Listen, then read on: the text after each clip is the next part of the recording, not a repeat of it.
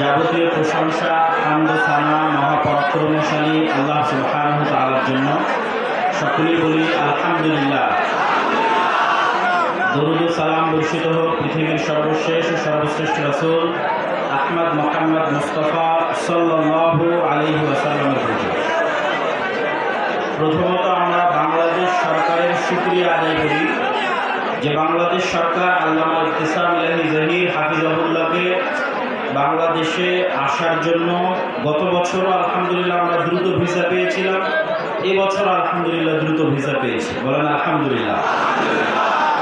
বাংলাদেশ সরকারের কাছে আমরা আরও উদাত্ত আহ্বান জানাতে চাই যে পাশের দাদা বাবুরা নাকি আবেদন করেছে যে ডাক্তার জাকির নায়েক বাংলাদেশে আসলে তাকে গ্রেফতার করে তাদের হাতে তুলে দিতে হবে।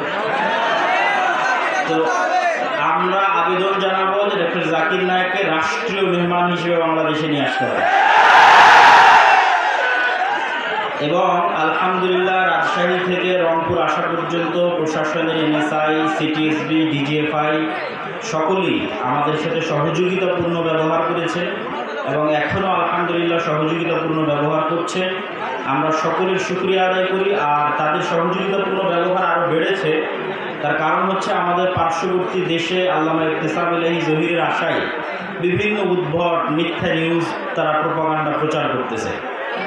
আমরা আহলে হাদিসরা আমি মনে করি যে বাংলাদেশের সবচেয়ে নিরীহ দাওয়াতি কাজ করে হচ্ছে আহলে হাদিস এবং সালাফিরা। মানুষ অভিযোগ করে যে আহলে হাদিসরা নাকি রাজনীতি করে না। কেন রাজনীতি করে না সেটা নিয়ে অভিযোগ করে, অথচ সামান্য একজন আহলে হাদিস আলেম বাংলাদেশে এসে বক্তব্য দিচ্ছে, সেটা নিয়ে কী রকমের তোলপাড় চলতেছে তা ভাষায় প্রকাশ করার নয়। তাহলে আহলে হাদিসদের দাওয়াতের মধ্যেই রাজনীতি লুকিয়ে আছে।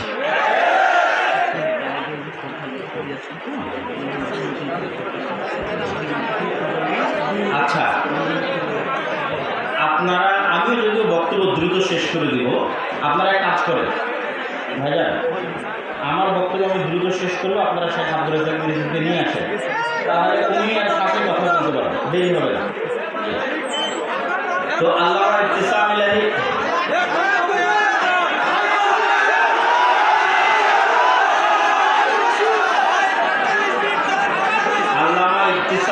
জহির হাফিজাহুল্লাহ যে বিষয়ে বক্তব্য দিচ্ছিলেন সেই বিষয়টি ছিল ঈমান এবং ইলম।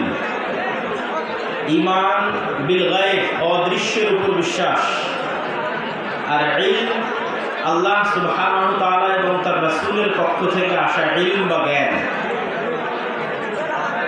আমিও গত কয়েকদিন যাবৎ ঈমানের উপর বক্তব্য দিয়েছি। ঈমান বিল গায়ব, ঈমান বিল গায়ব হচ্ছে মুসলমানদের সবচেয়ে বড় সম্পদ।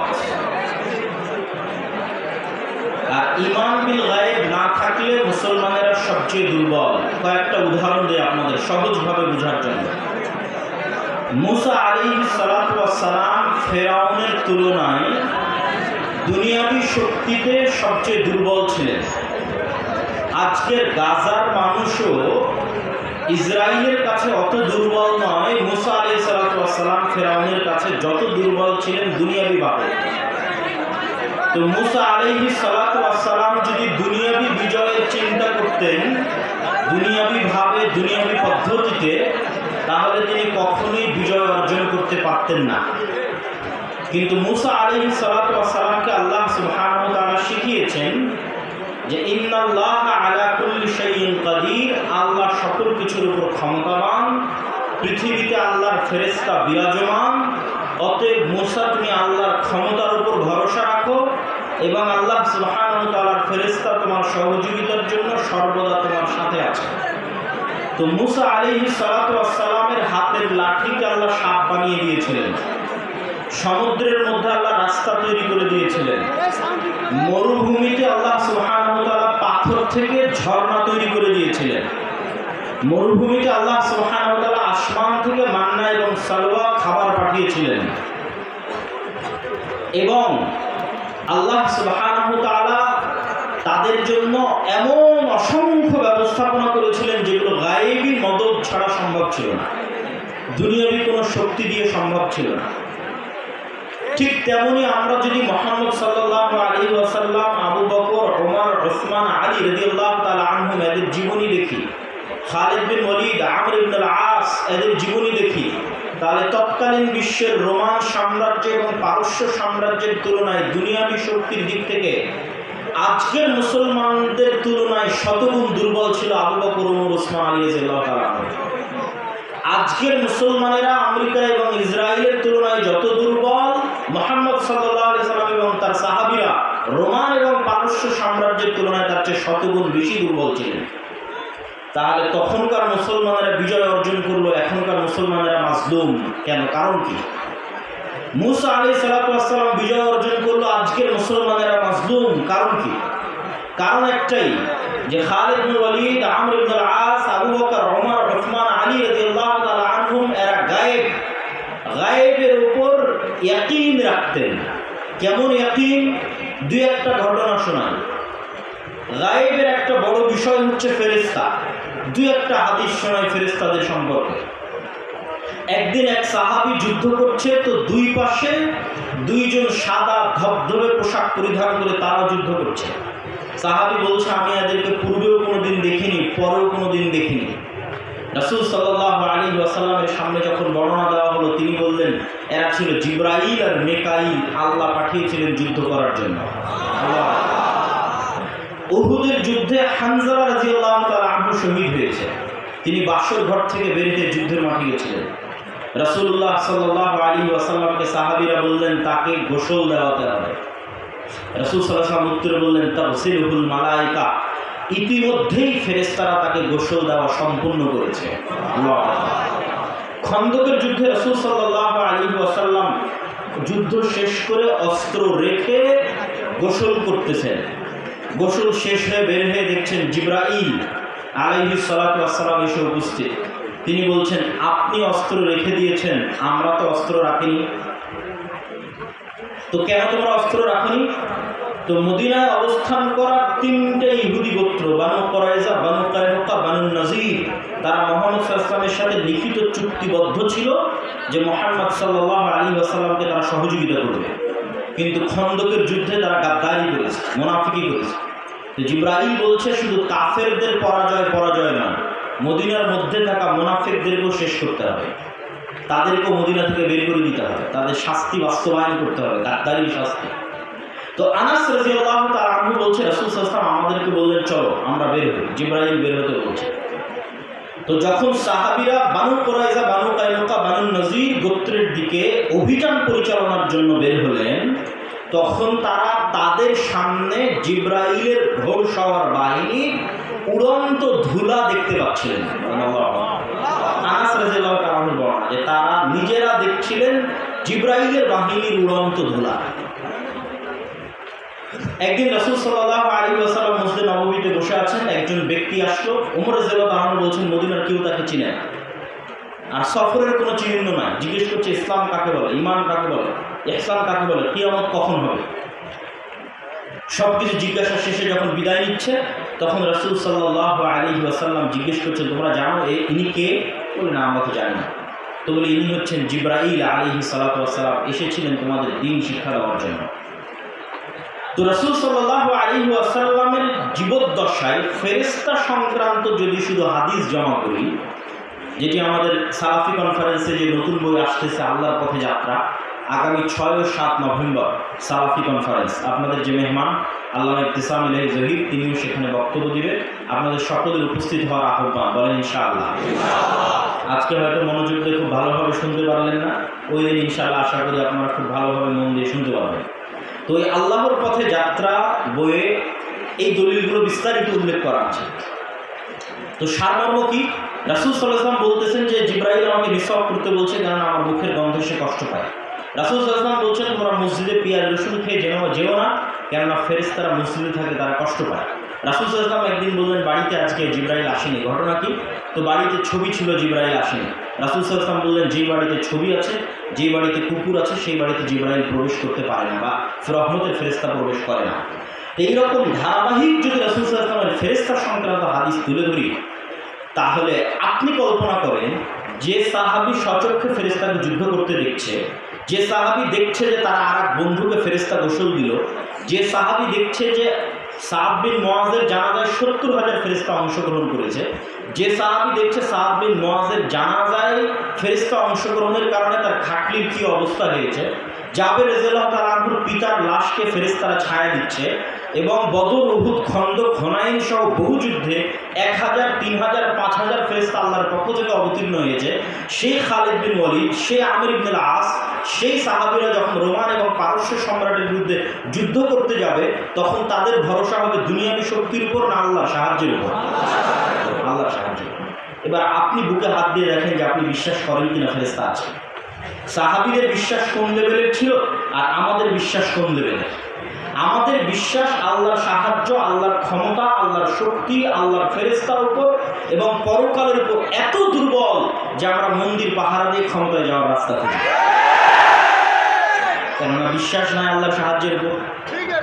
অতএব কম্প্রোমাইজ করে দুনিয়াবি কলা কৌশলের মাধ্যমে আমাকে ক্ষমতায় যেতে হবে। কিন্তু মুসা আলাইহিস সালাতু ওয়াস সালাম, মুহাম্মদ সাল্লাল্লাহু আলাইহি ওয়া সাল্লাম এবং তার সাহাবীরা প্রমাণ করেছে শুধু ঈমান বিল গায়ব দিয়ে আল্লাহর সাহায্যের মাধ্যমে শুধু বাংলাদেশ নয় সমগ্র পৃথিবীর ক্ষমতা অর্জন করা সম্ভব। সম্মানিত উপস্থিতি, কিন্তু ওই ঈমানের লেভেল আমাদের নাই। তো উনি আলোচনা শুরু করেছিলেন ঈমান দিয়ে। তো ঈমানের দুটা পয়েন্ট আমি আমার বক্তব্যের মধ্যে থেকে যুক্ত করে বক্তব্য সামনের দিকে এগিয়ে নিয়ে যাবো যতক্ষণ আপনাদের শেখ আব্দুর রাজ্জাক ইউসুফ না আসছে। ঈমানের দ্বিতীয় পয়েন্ট হচ্ছে ঈমান বিল আখিরা, পরকালের প্রতি বিশ্বাস। পরকাল মানে পুনরুত্থান। মরবো এই কথা সবাই জানে, কিন্তু মরার পর জীবিত হব কিনা এটা নিয়ে প্রশ্ন। তো মরার পর জীবিত হওয়াকে আল্লাহ সুবহানাহু ওয়া তাআলা এই দুনিয়াতেই মানুষের এই বিশ্বাসকে মজবুত করার জন্য যে মৃত্যুর পর জীবিত হওয়া সম্ভব এবং আল্লাহ জীবিত করবে এবং পরকালের জীবন প্রকৃত জীবন, দুনিয়ার জীবন কোনো জীবন নয়। তো পরকালের জীবন প্রকৃত জীবন এটা বোঝানোর জন্য আল্লাহ সুবহানাহু ওয়া তাআলা দুনিয়াতে মৃত্যুকে জীবিত করাকে ডাল ভাত বানিয়ে দিয়েছেন। কিভাবে? একজন ঈসা আলাইহিস সালাতু ওয়াস সালাম আর কিয়ামতের পূর্ব মুহূর্তে দাজ্জাল। ঈসা আলাইহিস সালাতু ওয়াস সালামের মুজিজাই ছিল এক খাবলা মাটি হাতে নিয়ে এভাবে বিসমিল্লাহ ফু বলে ছেড়ে দিলে মাটি থেকে পাখি হয়ে আকাশে উড়ে যেত। কোনো মৃত মানুষের গায়ে হাত দিয়ে বিসমিল্লাহ বিসমিল্লাহ বললে মৃত মানুষ জীবিত হয়ে যেত। আর দাজ্জাল কিয়ামতের পূর্ব মুহূর্তে আপনাদের পিতা বা মাতাকে জীবিত করে আপনাদের সামনে পেশ করবে। বাস্তবে আপনাদের পিতা মাতা মারা গেছে, দাদা দাদি মারা গেছে, এখন কবর থেকে উঠে আসবে স্টেজে জীবিত অবস্থায়। এই দেখানোর মাধ্যমে, এই কারিশমা দেখানোর মাধ্যমে দাজ্জাল দাবি করবে যে সে আল্লাহ, কিন্তু সে আল্লাহ নয়। কিন্তু আল্লাহ সুবহানাহু ওয়া তাআলা এটি করার অনুমতি তাকে দিবেন। তো আল্লাহ সুবহানাহু ওয়া তাআলা ইতিপূর্ব বহু মৃত মানুষকে জীবিত করেছেন, একজন নবীকে মৃত মানুষকে জীবিত করার মুজিজা দিয়েছেন, আর দাজ্জাল অসংখ্য মৃত মানুষকে জীবিত করবে। সুতরাং মৃত মানুষকে জীবিত করা কঠিন কিছু না সহজ কিছু? বলেন তো, মৃত মানুষকে জীবিত করা কঠিন না সহজ? সহজ। এতক্ষণ আলোচনায় কি বুঝলেন? সহজ। ঈসা আলাইহিস সালাম সকাল সন্ধ্যা মৃতকে জীবিত করত, আর দাজ্জাল সকাল সন্ধ্যা মৃতকে জীবিত করবে। অতএব আপনি যে মৃত্যুবরণের পর জীবিত হবেন এটা অতি সহজ। মানুষই আপনাকে জীবিত করতে পারে, ঈসা আলাইহিস সালাম জীবিত করতে পারে, দাজ্জাল জীবিত করতে পারে আল্লাহর অনুমতিতে, তা আল্লাহ তো পারবে। অতএব মৃত থেকে আমরা জীবিত হবই। অতএব পরকালের জীবনের প্রতি আমাদের বিশ্বাস এবং ভরসা থাকতে হবে অগাধ। পরকালের জীবনের প্রতি আমাদের বিশ্বাস এবং ভরসা থাকতে হবে অগাধ। সম্মানিত উপস্থিতি, আল্লামা ইবতিসাম আলী জহিরের বক্তব্যের সারমর্ম বলছিলাম ঈমান বিল গায়ব এবং ইলম।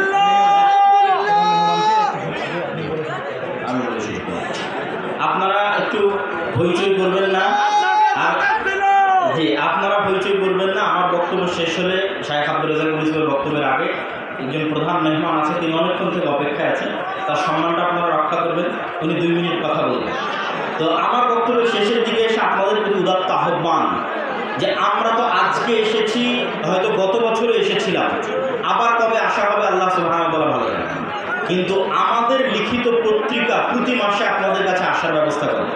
আমি প্রতি মাসে মাসিকাল ইতিসামে 3টা প্রবন্ধ লিখি, একটা সম্পাদকীয় লিখি, একটা মিন্নাতুল বাড়ি 3য় খণ্ড লিখি, আর একটা এমনি যে কোনো বিষয়ের প্রবন্ধ লিখি। প্রতি মাসে 3টা। তাহলে আমি প্রতি মাসে লিখতেছি, আপনি সেটাকে মূল্যায়ন করতেছেন না, অথচ এটা তো বছরে একবার আপনার সাথে সাক্ষাৎ হবে কি হবে না তাও গ্যারেন্টি নেই। এরা সারা বাংলাদেশে 64 জেলা অসংখ্য উপজেলায় যদি যাওয়া শুরু করি, কোনোটা না কোনোটা মিস যাবেই, বাদ যাবেই। কিন্তু যদি মাসিক ইহতেসাম নিয়মিত নেন তো ওখান থেকে আপনি জ্ঞান অর্জন করতে পারবেন। এবং আপনাদের অঞ্চলে যদি আমাদের দাওয়ায়ে ইলাল্লাহর অধীনে বক্তব্য পরিচালিত হয়, তাহলে আমরা কোনো না কোনোভাবে আপনাদের সাথে কানেক্টেড আছি। আপনাদের এই উত্তরাঞ্চলেরই বেশি বক্তব্য আমরা চালাই, প্রায় 600টা বক্তব্যে বলা যায় 400 থেকে 500টা বক্তব্য উত্তরাঞ্চলের। এবং এই 600 বক্তব্যের শিক্ষকরা এই অঞ্চলগুলো থেকে রাজশাহীতে গিয়ে ট্রেনিং নিয়ে তাদের থাকা খাওয়া যাতায়াত খরচ, বক্তব্যের শিক্ষার্থীদের বই পুস্তক ফ্রি বিতরণ করে তারপরে বক্তব্যগুলো চলতেছে। আর এখন এই বক্তব্যের জাতীয় পর্যায়ে প্রতিযোগিতা আয়োজন হচ্ছে, যেটা টিভি চ্যানেলে প্রচারিত হবে রমজান মাসে, যেটার প্রায় খরচ 50 লক্ষ টাকার বেশি। কিভাবে হবে সেটা আমি এখনো জানি না। আল্লাহ সুবহানাহু ওয়া তাআলার উপর ভরসা এবং আস্থা যে তিনি ব্যবস্থা করবেন ইনশাআল্লাহ। কিন্তু এটা বাংলাদেশের প্রথম কোনো রিয়েলিটি শো হবে বক্তব্যকে কেন্দ্র করে। তো আমরা আপনাদের গ্রামে যে বক্তব্য পরিচালিত হচ্ছে ওটাকে মূল্যায়ন করতে চাই, কিন্তু আপনি সেটাকে মূল্যায়ন করছেন না। অথচ যাতায়াত খরচও বলছি আমরা দিব, বই পুস্তকও আমরা দেবো, ট্রেনিংয়ে আমরা দেবো।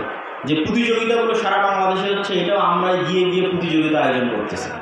অতএব আপনাদের প্রতি দত্ত আহ্বান থাকবে যা জামিয়া সালাফিয়ার সাথে দাওয়ায়ে ইলাল্লাহর সাথে এই অস্থায়ী বছরে একবার সাক্ষাতের সম্পর্ক এটা নয়, স্থায়ী সম্পর্ক প্রতিষ্ঠিত করেন। আপনাদের যদি দিনই শিক্ষা প্রতিষ্ঠান থাকে, আল জামিয়া সালাফিয়া আমরা দাবি করতে পারি বর্তমান বাংলাদেশে সৌদি আরব, পাকিস্তান, ভারত থেকে সবসময় আলেম ওলামা আসছে, দাস দিচ্ছে। এটি একটি আন্তর্জাতিক মানের শিক্ষা প্রতিষ্ঠানের মানদণ্ড দাঁড় করানো হলে জামিয়া সালাফিয়া টপ 10 টপ 5 এর মধ্যে থাকবে, শিক্ষার মানে থেকে শুরু করে সকল দিক থেকে। তো জামিয়া সালাফিয়ার সাথে সম্পৃক্ত হওয়া আর দাওয়ায়ে ইলাল্লাহর বক্তব্যের সাথে সম্পৃক্ত হওয়া এবং মাসিক ইহতেসামের এজেন্ট এবং গ্রাহক হওয়া, এগুলো হচ্ছে আমাদের সাথে সবসময় যোগাযোগ রাখার মাধ্যম। তো এই আমাদের এই লেখনীগুলো, আমাদের বই পুস্তকগুলোকে মূল্যায়ন করবেন, কেননা আমাদের কথা, আমাদের জ্ঞান, আমাদের দাওয়াত সবই বইয়ের মধ্যে লেখা আছে। এই একদিনের সম্পর্ক আমরা চাই না, স্থায়ী সম্পর্ক চাই। আল্লাহ সুবহানাহু ওয়া তাআলা কবুল করুক, আল্লাহুম্মা আমিন। আর বক্তব্যের শেষে আবারও আগামী 6 ও 7 নভেম্বর আল জামিয়া সালাফিয়া ডাঙ্গিপাড়া কবা রাজশাহীর মাটিতে সালাফি কনফারেন্সের দাওয়াত দিয়ে আজকের সংক্ষিপ্ত বক্তব্য এখানেই শেষ করছি। আল্লাহ সুবহানাহু ওয়া তাআলা আমাদের কবুল করুক। আসসালামু আলাইকুম ওয়া রাহমাতুল্লাহি ওয়া বারাকাতুহু। বৈঠকি দান, আপনাদের খুঁটির আশেপাশে মনে হয় দানের বাক্স আছে, এগুলোতে অংশগ্রহণ করবেন। জি, জাযাকাল্লাহ খাইর। আসসালামু আলাইকুম ওয়া রাহমাতুল্লাহি ওয়া বারাকাতুহু। অন্তরস্থল থেকে নীলফামারীবাসীর পক্ষ থেকে আব্দুল হামিদ আব্দুল রাজ্জাককে অনেক ধন্যবাদ।